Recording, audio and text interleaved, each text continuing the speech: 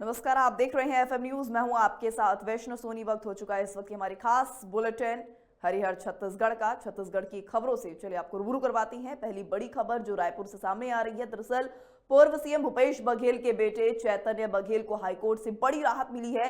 दरअसल शराब घोटाले के आरोप में जेल बंद चैतन्य बघेल की जमानत मंजूर कर ली गई है, जिसके बाद अब जल्द ही वो जेल से रिहा हो पाएंगे। आपको बता दें, पूर्व सीएम के बेटे जुलाई 2025 से शराब घोटाले मामले को लेकर जेल में बंद हैं, जिसमें आज कोर्ट ने उन्हें यह बड़ी राहत दी है। अब देखने वाली बात है कि उनको मिली इस राहत के बाद किस तरह से जनता और तमाम जो कार्यकर्ता हैं वहां पर खुशी की लहर देखने को मिलती है।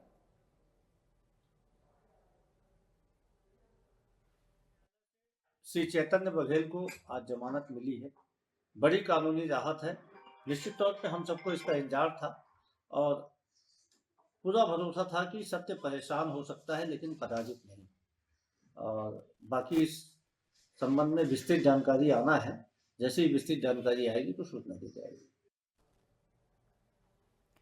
तो वहीं अगली बड़ी जानकारी रायपुर से, जहां पर छत्तीसगढ़ कैबिनेट मंत्री गजेंद्र यादव ने साधा पूर्व सीएम भूपेश बघेल पर निशाना। उन्होंने कांग्रेस नेता पर प्रहार करते हुए कहा कि जब से छत्तीसगढ़ से कांग्रेस की सरकार गई है, तब से प्रदेश में आंदोलन उग्र होने में कांग्रेस का ही हाथ रहा है।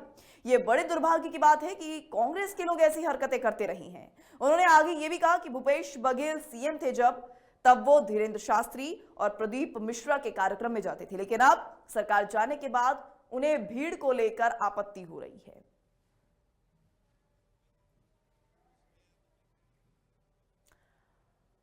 तो रायपुर से ये जानकारी, जहां पर प्रदेश में आंदोलन उग्र होने में कांग्रेस का हाथ है। पूर्व सीएम भूपेश बघेल पर भी तमाम विवादित टिप्पणियां इस तरह की सामने आई हैं गजेंद्र यादव की ओर से, जिन्होंने सीधे सीधे तौर पर भूपेश बघेल को आड़े हाथों लिया है और साथ ही साथ प्रदेश में आंदोलन जो आए दिन हो रहे हैं उसको लेकर सीधा उसका कनेक्शन कांग्रेस पर जा टिकाया है। आपको बता दें, ये बयान है गजेंद्र यादव का, जिन्होंने प्रेस कॉन्फ्रेंस के जरिए कांग्रेसियों पर निशाना साधा, साथ ही साथ भूपेश बघेल को भी रडार पर लिया और तमाम आरोप यहां पर वो लगाते नजर आए हैं। बहरहाल आपको बता दें, भूपेश बघेल की और कांग्रेसियों की फिलहाल उनके इस बयान पर अभी तक कोई प्रतिक्रिया सामने नहीं आई है, लेकिन उनके इस बयान के बाद, उनके प्रेस कॉन्फ्रेंस में कहे इन शब्दों के बाद माना यह जा रहा है कि जल्द ही इस पर भी सियासी घमासान देखने को मिल सकता है। वो चूंकि पहली बार भारत हमारे छत्तीसगढ़ में ये नेशनल का जम्बूरी है, नेशनल का जो यूथ का रोवर रेंजर समागम है और उसमें नेशनल के सारे लोग आएंगे। ऐसी हमारी जानकारी है कि श्रीलंका के भी बच्चे उसमें आने वाले हैं, रोवर रेंजर आ रहे हैं और कार्यक्रम हो रहा है। माननीय मुख्यमंत्री जी से हमने निवेदन किया है कि माननीय मुख्यमंत्री जी समापन में रहेंगे। माननीय राज्यपाल महोदय से भी हम निवेदन करेंगे और चूंकि वो लगातार 3 दिन का कार्यक्रम है, 24 घंटा विश्राम को छोड़ के बाकी कुछ न कुछ सांस्कृतिक और अलग अलग गतिविधियाँ होती है। उसमें अब देखते हैं जितने हमारे अतिथि ज़्यादा से ज़्यादा है वो छत्तीसगढ़ के लिए सौभाग्य की बात होगी। छत्तीसगढ़ सरकार ने स्वास्थ्य सुविधाओं को बेहतर करने के लिए तैयारियां शुरू कर दी हैं, जिसके चलते मेडिकल कॉलेज में जल्द विश्राम गृह बनाने को लेकर बड़ा फैसला लिया गया, ताकि मरीजों को आराम की सुविधा मिल सके और उन्हें किसी भी तरह की परेशानी का सामना ना करना पड़े। दूसरी तरफ शिक्षा विभाग की तरफ से सेवादान आरोग्य फाउंडेशन के साथ एक MOU साझा भी किया गया है।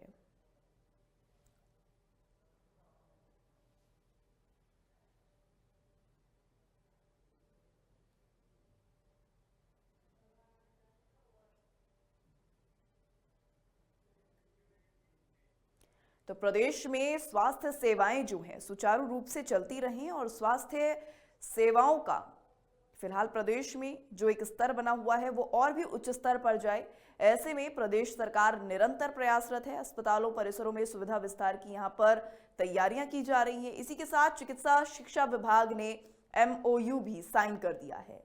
अब देखने वाली बात होगी कि सेवादान आरोग्य फाउंडेशन के साथ ये जो साझेदारी की जा रही है, एक तरह से ये पहल की जा रही है, किस हद तक लोगों के लिए हितकारी साबित होती है।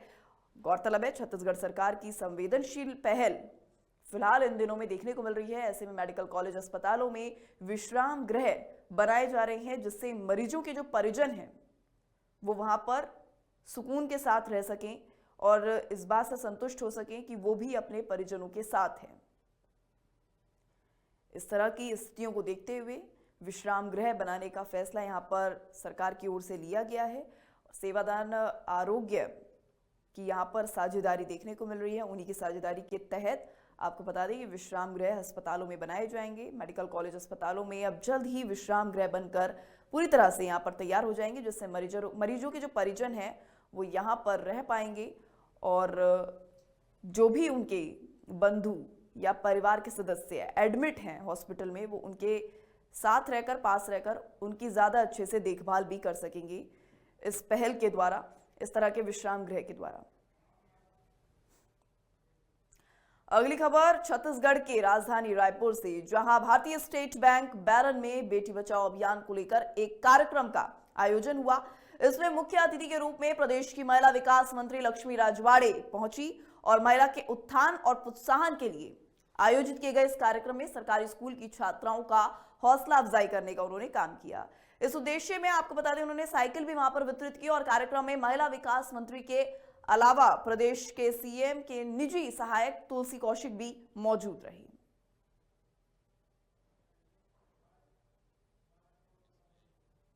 और हम लोगों के लिए बड़ा सौभाग्य का दिन रहा कि एसबीआई का जो सामाजिक क्षेत्र में लोगों को जागृत करने का और सहयोग करने का जो कार्यक्रम है उसको हम सब लोग कर रहे हैं और सामाजिकता के क्षेत्र में एसबीआई का भरपूर सहयोग मार्गदर्शन हमेशा मिलता रहा है और आगे भी मिलता रहेगा, ऐसा आश्वासन एसबीआई ने हम सब लोगों को दिया है।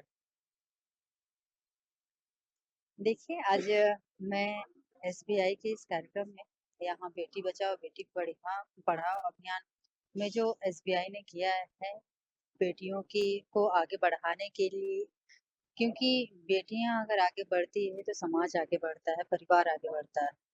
कहीं ना कहीं ये बहुत बड़ी पहल है कि आज एसबीआई के माध्यम से हमारी बेटियों को जो इस शासकीय स्कूल में पढ़ने जाती हैं वो उनको 50 साइकिल दिया गया और स्वास्थ्य के लिए भी बहुत सारी सुविधाएं दिए जा रहे हैं। तो एसबीआई ऐसा नहीं, एसबीआई बहुत अच्छा काम कर रहा है। तो वहीं छत्तीसगढ़ के बेमेतरा में जलभराव के लिए एफएम न्यूज की तरफ से दिखाई गई खबर का असर देखने को मिला है। आपको बता दें कि प्राइम न्यूज ने बेमेतरा के दुर्गा सिंगोरी रोड पर जलभराव की समस्या को उठाया था, जिसके बाद मामले को लेकर इलाके के नगर पालिका अध्यक्ष एक्शन में आए और नगर पालिका प्रशासन को लेकर मौके पर पहुंचकर हालातों का जायजा लिया। साथ ही 2 करोड़ की लागत से एक नाला जल्द बनवाने का ऐलान किया गया ताकि बरसात के समय किसी भी तरह के जलभराव की समस्या ना हो और लोगों को समस्या से निजात मिल सके।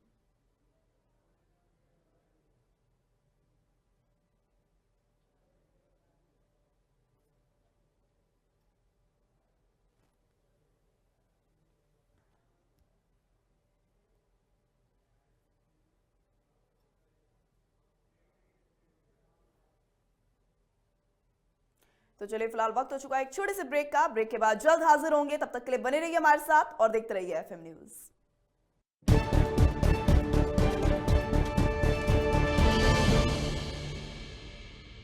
कुछ लोग खाते पीते तो बहुत बढ़िया हैं, पर फिर भी उनकी सेहत नहीं बनती। पिचके हुए गाल हैं, हड्डियां निकली हुई हैं, पैंटें ढीली हैं, कपड़े जचते नहीं, कोई पर्सनैलिटी नहीं। ऐसे लगता है इधर से खाए जा रहे हैं उधर से निकले जा रहा है, क्योंकि उनका पाचन तंत्र खराब है। और जब तक के पाचन तंत्र दुरुस्त नहीं होगा वो जितना मर्जी अच्छे से अच्छा खा ले, उनकी सेहत नहीं बन सकती। इसलिए हमारी संस्था सन्यासी आयुर्वेदा ने एक ऐसी दवा का निर्माण किया है जो कि आपके लिवर को, आपके पाचन तंत्र को दुरुस्त करने का काम करती है, ताकि आप जो भी खाएं उसका पूरे का पूरा निचोड़ आपके शरीर को लगे, आपकी भूख बढ़े, खाया पिया सही से लगे, नया खून बने, हड्डियों में जान आए, वजन बढ़े और आप मोटे तगड़े खूबसूरत पर्सनैलिटी के मालिक बन जाएं। सिर्फ 655 रुपए की पूरे 1 महीने की दवा होती है और आप इसे घर बैठे 01145454545 पर फोन करके दवा मंगवा सकते हैं। डॉक्टर ऑर्थो ऑयल के रेगुलर मसाज से जॉइंट हेल्थी रहते हैं और अगर प्रॉब्लम बहुत पुरानी है तो डॉक्टर ऑर्थो कैप्सूल्स साथ लेना ना भूले। अब दर्द भी घुटने टेकेगा।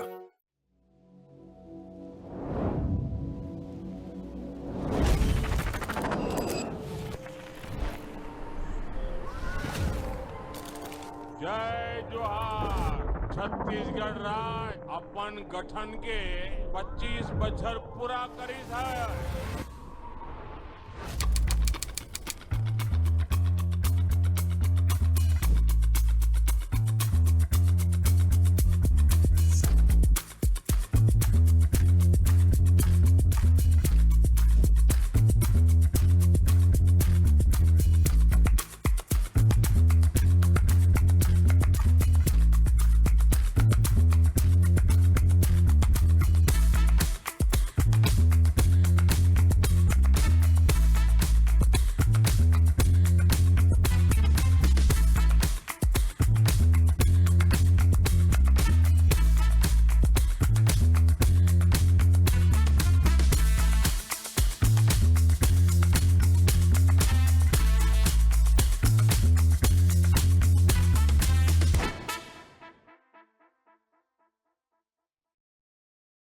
पत्रकार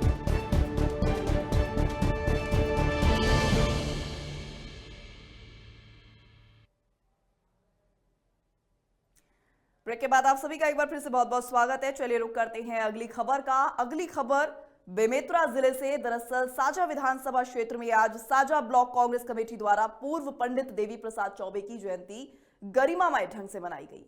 साजा के कांग्रेस भवन में आयोजित इस कार्यक्रम में इलाके के तमाम कांग्रेस कार्यकर्ताओं ने उन्हें भावभीनी श्रद्धांजलि अर्पित की और उनकी तस्वीर पर पुष्पांजलि भी अर्पित की। इस दौरान उनकी तरफ से दिए गए ऐतिहासिक योगदान और उनके जनहित में किए गए कार्यों को भी याद किया गया। आपको बता दें कि कार्यक्रम के दौरान बड़ी संख्या में कांग्रेस के स्थानीय नेता भी मौजूद रहे।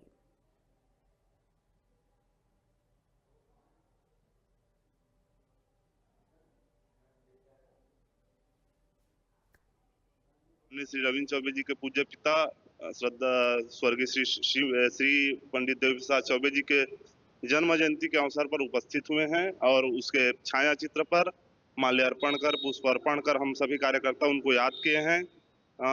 देवी प्रसाद चौबे जी प्रख्यात किसान नेता रहे हैं। उनका एक बार हमारे विजेंद्र नगर विधानसभा क्षेत्र से विधायक भी रहे हैं। उनका कृषि के क्षेत्र में हो अन्य भी क्षेत्र में उनका योगदान रहा है, उसको याद किए हैं और सभी कार्यकर्ता को ले हम एकत्रित हुए हैं कांग्रेस भवन साजा में। तो वहीं सक्ती जिले के जमगहन में 3 दिवसीय अखिल भारतीय रामनामी बड़ी भजन मेला पूरे श्रद्धा और भक्ति भाव के साथ अपने चरम पर है। वहीं आयोजक के माध्यम से यह संदेश दिया जा रहा है कि भगवान राम केवल अयोध्या में नहीं बल्कि हर भक्त के शरीर की रग रग और कण कण में बसी है। आपको बता दें कि भजन मेला श्रद्धा, आस्था और भक्ति का विशाल केंद्र बन चुका है, जिसके चलते भगवान राम के अनुयायी यहां एकत्र होकर राम राम की अखंड धुन में लीन नजर आ रही हैं और पूरे मेले में राम नाम की गूंज रही है। वहीं यहां पर पहले पहुंचने वाले जो श्रद्धालु हैं वो बड़ी ही तत्परता के साथ यहां पर जय घोषों का नजारा लेते नजर आ रहे हैं। विधायक राम कुमार यादव की तरफ से भंडारे की व्यवस्था भी यहां पर की गई है, जिसमें रोजाना 10,000 से भी ज्यादा लोग प्रसाद ग्रहण कर रहे हैं। तो ये तस्वीरें सक्ती से, जहां पर मंदिर में राम नाम के जयकारे गूंजते नजर आ रहे हैं। एक यहां पर भक्तिमय माहौल बनकर तैयार हो चुका है, क्योंकि यहां पर आ रहे तमाम श्रद्धालु राम नाम के नारे लगाते नजर आ रहे हैं। ऐसे में भक्तों का यहाँ पर भारी सैलाब देखा जा रहा है, जिसकी वजह से यहाँ का पूरा वातावरण राम नाम के जयकारों से गुंजायमान हो उठा है। ऐसे में तमाम व्यवस्था यहाँ पर आने वाले श्रद्धालुओं के लिए की गई है। यहाँ पर भंडारे की भी व्यवस्था की गई है, जहाँ पर प्रतिदिन इस तरह की जानकारी सामने आ रही है कि 10,000 से अधिक श्रद्धालु भोजन ग्रहण कर रहे हैं। तो वहीं यहाँ पर किस तरीके से खाना परोसा जा रहा है और क्या कुछ व्यापक प्रबंध किए गए हैं इस मेले को देखते हुए, साथ ही साथ स्थानीय विधायक ने जिस तरह से यहाँ पर भंडारे का आयोजन किया है, उस तस्वीरें आप देख सकते हैं। देखिए, चंद्रपुर के महान जनता मुझे आज विधायक बनाए तो सभी को अपने माँ बाप समझता हूँ, उनको भाई बंधु समझ करके प्रयास करता हूँ कि कोई भूखा ना जाए। और मेले में भाई यहाँ मेला देखने आते हैं तो बड़े से बड़े पैसा वाले भी आते हैं, तो गरीब से गरीब लोग भी आते हैं। यह मेले में खाना पीना की व्यवस्था, नाश्ता पानी तो रहता, लेकिन खाना कहाँ मिलेगा, ऐसे सोच करके ये दिखता मैं हूँ, लेकिन मेरे जितने भी मेरे सहयोगी गण हैं सभी का सहयोग से हुआ है। राम कुमार यादव का नाम जरूर होता है, लेकिन इतना बड़ा कार्य, इतना बड़ा पुनीत कार्य कोई एक अकेला नहीं कर सकता। से लेकर शाम में अभी तक के कम से कम यहाँ पर रात तक के 15,000 आदमी तक के खाना खाएंगे। इसमें बना है, सुबेरे बना था एक आलू मटर की सब्जी, लौकी चना दाल की सब्जी, आलू भाटा की सब्जी। बिल्कुल घट बढ़ सकती है क्योंकि कल और इससे ज़्यादा रहेंगे। ये खाना का आयोजन हमारे महोदय श्री राम कुमार यादव जी के नेतृत्व में हो रहा है। से लेकर तो वहीं राजनांदगांव में राष्ट्रीय सड़क सुरक्षा माह के दूसरे दिन पुलिस अधीक्षक अंकिता शर्मा की उपस्थिति हेलमेट जन जागरूकता बाइक रैली का आयोजन किया गया। इस रैली का उद्देश्य आम नागरिकों को दुपहिया वाहन चलाते समय हेलमेट पहनने के लिए जागरूक करना है। हेलमेट जन जागरूकता रैली का किस तरीके से यहाँ पर आयोजन किया गया है और हेलमेट कितना जरूरी है, इस बात का उद्देश्य इस रैली के जरिए यहाँ पर दिया गया है। ऐसे में आपको बता दें, पुलिस अधीक्षक कार्यालय से प्रारंभ होकर शहर के विभिन्न रास्तों से होती हुई पुलिस अधीक्षक के कार्यालय पर यह रैली संपन्न हुई। वहीं इस दौरान शहर की पुलिस ने जनता से अपील भी की कि बिना हेलमेट के दुपहिया वाहन ना चलाएं। वहीं चौपहिया वाहन चालकों से भी अपील की कि वो वाहन चलाते समय हमेशा सीट बेल्ट का प्रयोग जरूर करें।